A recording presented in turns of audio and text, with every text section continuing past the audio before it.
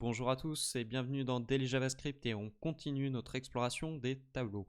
Donc on va reprendre notre petit exercice qu'on a depuis cette semaine et on va essayer de se poser une question. Je voudrais savoir la liste des notes qui sont supérieures à 5. Je veux voir tous mes étudiants qui ont eu la moyenne. C'est un exemple qui est relativement simple. Donc, pareil que toutes les vidéos que j'ai fait jusqu'à là, la façon la plus pratique de faire serait d'utiliser une boucle. Donc, on fait notre boucle et on veut créer un tableau qui contient la liste des notes qui sont supérieures à 5. Donc, il nous faudrait un deuxième tableau, donc note sub 5,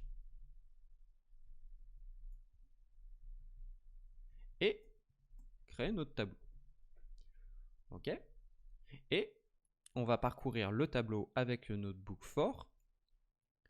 Et à chaque fois qu'on trouve un élément qui est au-dessus de 5, on le met dans notre nouveau tableau. Donc on va faire simplement un note.push array et l'index. Donc on va préciser le tableau en question, donc le note.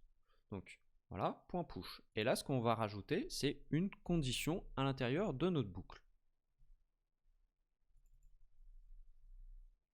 Donc, si l'élément sur lequel on se trouve est supérieur à 5, on va l'ajouter à notre tableau.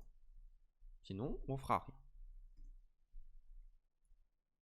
Donc, une fois qu'on a fait ça, on peut l'afficher et normalement, on a notre tableau avec la liste des éléments qui sont supérieurs à 5.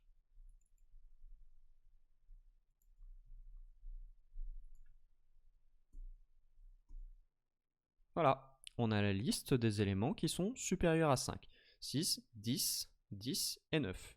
Donc on peut voir que le 5 n'apparaît pas parce que c'est supérieur strictement à 5. Bon, vous me connaissez, c'est la troisième vidéo que je fais sur ce sujet-là. La boucle for, le problème c'est qu'elle est toujours un peu verbeuse. Donc je vais vous proposer une méthode pour aller beaucoup plus vite. Donc pareil, les tableaux ont une nouvelle fonctionnalité qui s'appelle filter. Donc je vais vous montrer comment ça fonctionne. Donc filter, on va partir d'un tableau. Donc filter. À l'instar de map, ce qu'on va faire, c'est qu'on va créer une fonction qui va être exécutée à chaque case du tableau. Donc là, dans notre cas, il va falloir renvoyer une condition. Donc si la condition est vraie, la valeur sera retournée. Si elle est fausse, la valeur ne sera pas retournée. Donc elle ne va pas populer notre nouveau tableau. Donc dans notre cas, on va dire qu'on a une note et on veut savoir si elle est supérieure à 5. Donc là, c'est une simplification que je fais. Bien évidemment, là, on renvoie uniquement la condition. Mais si on voulait l'écrire beaucoup plus proprement, ce qu'on ferait, c'est qu'on ferait ça. Return ceci. Bon, c'est plus facile de la façon dont je l'ai écrit en premier. Donc, mais c'est une simplification.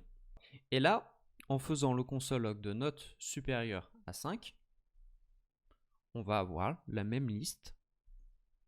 Voilà, mais on l'obtient en une seule fois. Et vous avez vu, une fois qu'on utilise la simplification, au final, il n'y a plus grand chose à écrire. Donc, c'est une fonction qui est vachement utile pour pouvoir filtrer rapidement et facilement.